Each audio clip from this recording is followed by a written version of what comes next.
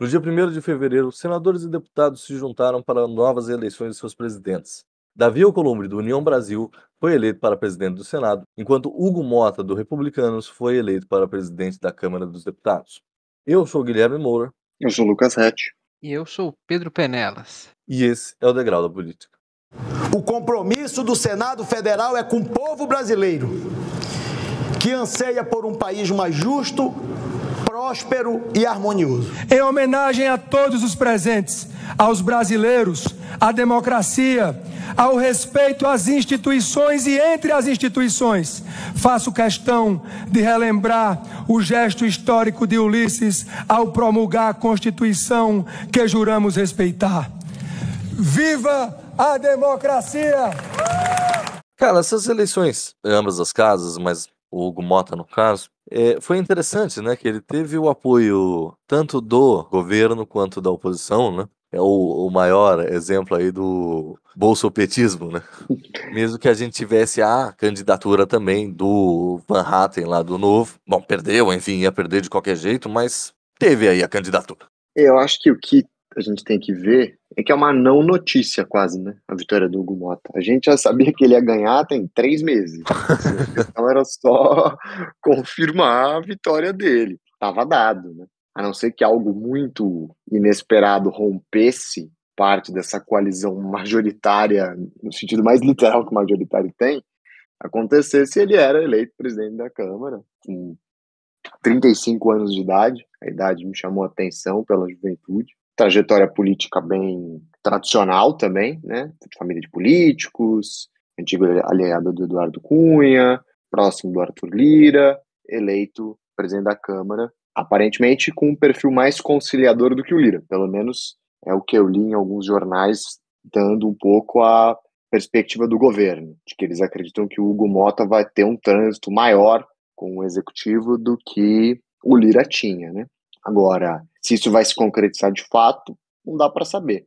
Agora, o que chama a atenção nessa candidatura majoritária, esse bloco formado, é essa disputa que a gente está tendo entre os poderes, né? Claramente, o legislativo não quer abrir flancos para executivo e judiciário terem capacidade de divisão lá dentro, né? Eles querem mostrar que, assim como o executivo aparece unido, assim como o judiciário na figura do Supremo aparece unido, o legislativo também aparece unido, né? Então, acho que isso é um capítulo da disputa que os 3 poderes têm passado nos últimos anos no país, né? E é interessante, esse tom conciliador, ele tá no discurso dele, né? Tá no discurso do Hugo Mota. Cita Ulisses Guimarães, fala de ainda estamos aqui. Achei forte para um candidato do Republicanos falar isso. Mas essa que é a parada, né, cara? Ele é uma cria do MDB. Ele é da juventude do PMDB, assim.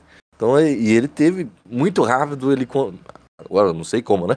Muito rápido ele conseguiu entrar em septos muito grandes, assim, muito poderosos do MDB. Tava ali com o Eduardo Cunha na época do impeachment da Dilma, esteve ligado ao Temer em alguma medida, etc. Então ele é um cara com uma capilaridade MDBista muito grande. E do MDB do Nordeste, né? Que a gente é bom frisar que o MDB do Nordeste caminha, pelo menos parcialmente caminha, de braços dados com o PT, né? A figura do Lula, né? Então ele realmente... A indicação do Lira, lembrar que o Lira tinha indicado outro cara antes. E mudou. Nessa visão de conciliação. Isso que é interessante. E acho que tem a primeira pauta que pode dividir os 2 blocos que o apoiaram é a anistia, 8 de janeiro, né? Eu acho que os 2 partidos, teoricamente, teriam feito sinalizações distintas para o apoio em relação ao potencial de pautar a anistia, né? O PL teria condicionado o apoio à discussão sobre a anistia, o PT quer que isso nem chegue ao plenário, né? Então, a gente vai ver, talvez cedo, porque se existem pretensões eleitorais para o Bolsonaro em 2026, ele precisa que essa anistia passe mais tardar no primeiro semestre desse ano, como ele vai ancorar em relação a esses 2 pedidos díspares, né? Onde vocês, fazer uma pergunta à mesa, onde vocês acham que estão as maiores esperanças do Bolsonaro? Eu acho que o Eduardo Bolsonaro tem esperança no Trump. Agora, o Jair Bolsonaro, eu acho que na Câmara. Na Câmara? Eu acho que uma anistia ampla para o 8 de geral janeiro e irrestrita. e restrita, Como é tradição da política brasileira. Eu vi até o Sim. Carlos Fico, historiador, falando disso no Twitter outro dia. Ele até fez uma tabela de Excel. Todo respeito ao Carlos Fico, não é a tabela de Excel mais bem feita que eu já vi, mas imagino que ele tenha feito ali de improviso, mostrando tradição histórica brasileira de golpes e anistias, né? Toda vez que o Brasil dá ou tentou dar golpes bem ou mal sucedidos, pouco tempo depois vem uma anistia. Então, acho que o Bolsonaro conta um pouco com a história política brasileira ao seu favor para tentar uma anistia mais ampla em prol de pacificação do país e todos aqueles argumentos que são dados, né? Para tentar viabilizar uma candidatura. Eu vi que o PL também estava articulando para diminuir o tempo de inegibilidade em relação a candidatos que tenham a ficha suja, de 8 para 2 anos, o que Que beleza. tornaria inviável qualquer candidato ficar fora de uma eleição. Isso. Qualquer cargo. Acho que isso não vai passar, mas mostra um pouco que o PL entende que existe uma abertura na Câmara para que o Bolsonaro se viabilize como candidato e talvez aposte na impopularidade do Lula, como a gente já comentou em outros programas.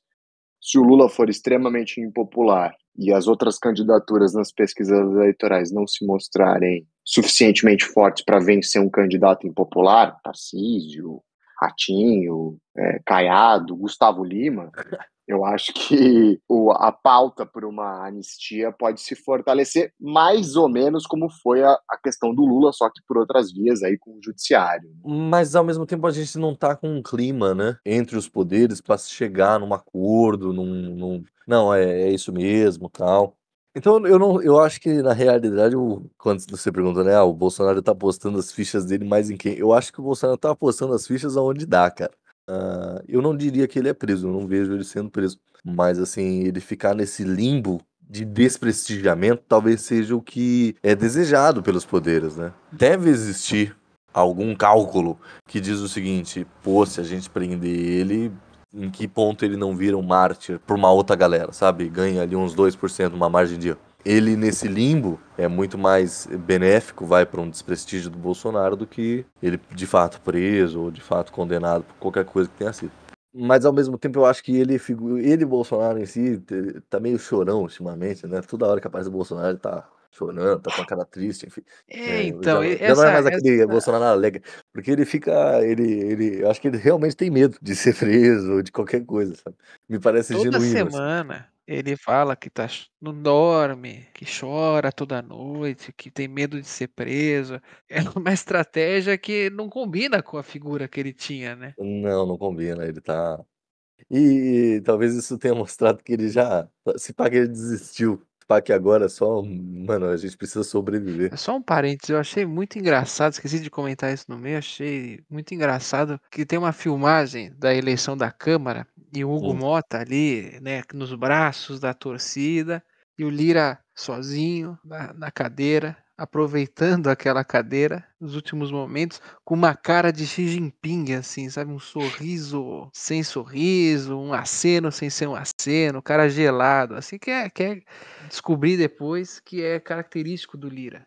Que eu achei engraçado uma coluna, acho que da UOL, falando do Galípolo, e aí o jornalista fala das raras pessoas que eu vi tirar gargalhadas de Arthur Lira. Bom de piada. Coisa que não é muito comum em economista, né? Vamos combinar. Não, pra mim tá sem graça. Mas eu achei interessante a fala do Hetz da Câmara, porque eu pensei direto no Senado. Lembrando, claro, que o Davi Alcolumbre, eleito presidente do Senado, senador pelo Amapá. E isso me chamou muita atenção, porque lembra quem era o senador pelo Amapá? Era o presidente Sarney, né, cara? Sarney. Então, assim, o Amapá tem apesar de ser um estado pequeno, ele tem uma força, né, cara? Sarney que mudou de estado, né? Isso, Pra isso. se candidatar pela Amapá. É isso. Maranhão. Vamos Ele lembrar disso. Não, desculpa, o Sarney não é maranhense, cara. O Maranhão é que é do Sarney. Verdade. É uma mercê, né? Não, ele é as análises do jornal, no Estadão, a própria figura do Alcolumbre, que tem um passado com o Bolsonaro, porque ele era presidente do Senado quando o Bolsonaro era presidente, né? A primeira metade do Bolsonaro foi com o Alcolumbre.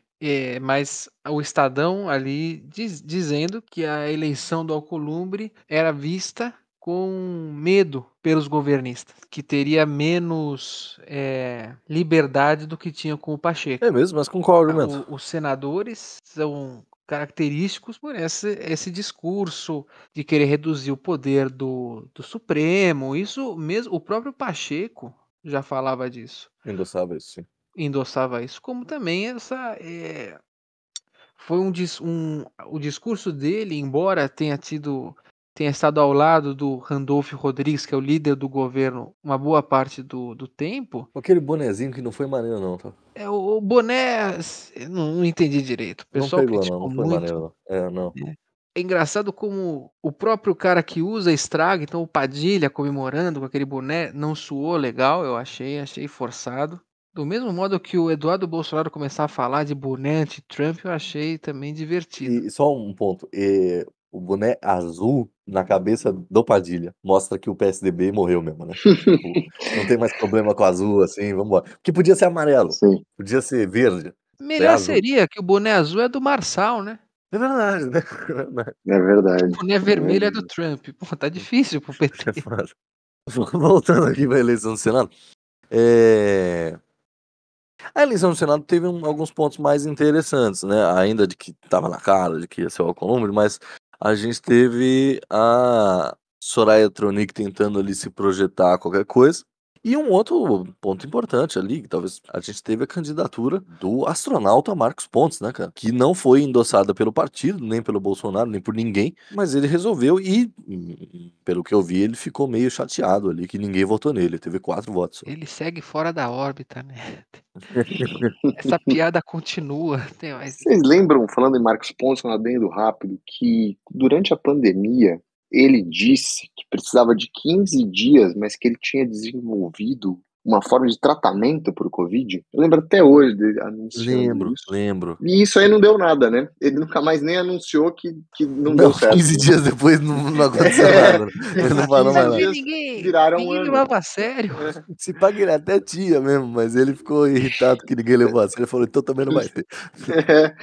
Assim, muito curioso. O Marcos Pontes é um dos personagens mais curiosos, né? Porque ele é senador por São Paulo, o que mostra um pouco a queda da qualidade dos senadores do estado, né? Com todo respeito ao astronauta. O Senado de São Paulo talvez seja a pior legislatura que o Senado de São Paulo teve em termos de nomes, né, e protagonismo mesmo dentro do Senado, e dentro do núcleo bolsonarista, o Bolsonaro critica ele publicamente por ser candidato, né, então assim, eu não sei muito bem qual era o intuito do Marcos Pontes, acho que nenhum, porque ele nem tinha um ponto a provar, porque se você é um candidato do Novo, do PSOL, eu até entendo o posicionamento. Sim. Do ponto de vista eleitoral não vai fazer grande diferença, mas pode colher alguns dividendos com a sua base. Agora, o Marcos Pontes é do grupo bolsonarista, ele é do PL. Assim, ele é de um partido vital para qualquer eleição no Senado. Por que se lançar candidato, né? E mais do que isso, o Marcos Pontes, assim... tem muita gente que defende o Marcos Pontes ali, porque... Cara, com méritos maneiros, né? Primeiro astronauta brasileiro, etc e tal. E assim, ele nunca foi um bolsonarista mais ideológico da parada. Mas ele é um bolsonarista no sentido pragmático de que ele tava ali com o Bolsonaro no governo todo e continua no PL, apesar de qualquer coisa. Vai que ele poderia, ele não sendo um bolsonarista ideológico, poderia se falar, porra, eu não concordo com isso, eu vou pra outro partido, eu vou fazer outra coisa, sei lá. Mas não, ele se mantém, assim, bem fiel ao capitão, vamos falar assim, e não ganha as graças, né, as mercês do capitão. Então, e ele foi eleito pelo PL em São Paulo em 22, né? Então, quer dizer assim, ele tem 8 anos de cargo. Não dá nem para falar que o Bolsonaro criticou ele publicamente porque quer para 26 outro nome pelo Senado em São Paulo. Não, o Bolsonaro criticou porque achou ele se lançar candidato a presidente do Senado um absurdo. Não tem muito cálculo político a ser feito aí, a não ser a própria composição para presidente do Senado, né? Assim, claro, aí vão entrar as comissões, secretarias, mas assim... E é o que a Soraya Tronic imagino que esteja ali mirando, né? Por isso que ela também tentou ali uma candidatura que, sinceramente, não ia levar a nada, né? Ela sendo do Podemos, que também não... né? Com todo respeito. Qual que era o nome mesmo do... Puta, aquele cara que ia bêbado em todas as coisas? Álvaro Dias. Puta, que saudade do Álvaro Dias. Ex-PSDB. Ex-PSDB, pode crer. Enfim, ela também estava mirando nisso. E ela fez. Eu acho a Soraya Tronic um personagem curioso, porque ela tenta se projetar conservadora, tal, uma ala mais à direita, mas aí ela também faz discursos que não é exatamente isso. Enfim, ela tenta transitar. Eu acho ela engraçada, tanto que ela até falou, né? Que é quando ela renuncia, aí ela diz que eles firmaram um acordo de que ele ia abraçar as pautas da bancada feminina, das propostas das mulheres ali do Senado. Então, ela tem esses discursos meio que jogar pra galera pra caramba. E você sabe qual que é a origem dos negócios dela, né? Ela é filha de fazendeiro, né? Mas é proprietária de motel. É mesmo? Porra, pior que ela tem cara, viu? Sim, dona de posto de gasolina, motel. E saiu uma matéria da Piauí há uns meses atrás falando que ela teria sido procurada pelo lobby do vape para tentar, junto com a Anvisa, regularizar o vape, cigarro eletrônico no Brasil. Rolou isso, não rolou não? Ela pautou, se não me engano. Isso. E ela teria ido para a Itália ou em qual país da Europa justamente para isso, assim, para tentar provar que o melhorar vape é bom. Exato. É uma figura controversa desde a eleição, né? Que ela falava do sair do sofá, que ia virar onça. Não, que a gente pouco falou do Alcolumbre, né? Porque, de novo, é uma não notícia. Ele é uma não notícia, né? Não tem muito o que tirar. Mas eu fui ver aqui a trajetória política do Alcolumbre e ele foi do PDT entre 99 e 2006. E ele deixa o PDT em 2006 para se filiar ao PFL, que depois vira o DEM. Para a gente ver como fidelidade ideológica não é a grande força de Davi Alcolumbre, né? Assim, o cara deixa um partido que hoje compõe a base do governo, e que na época compunha a base do governo. Sim. Em 99. Na época era o partido do Brizola. Era o partido brizolista. Na época era o PDT mais PDT mesmo. E passa para o DEM, assim, no mesmo ano. Então, assim, claro, eu entendo, voltando ao ponto inicial, de que talvez o governo entenda que o Davi Alcolumbre vai dar menos abertura por conta dele ter presidido o Senado quando o Bolsonaro era presidente, talvez tenha construído alguma ponte ali com o grupo bolsonarista, muitos deles vão assumir cargos no Senado depois de passar pelo Ministério, o Marcos Pontes é um dos exemplos aí, mas ele também me parece alguém que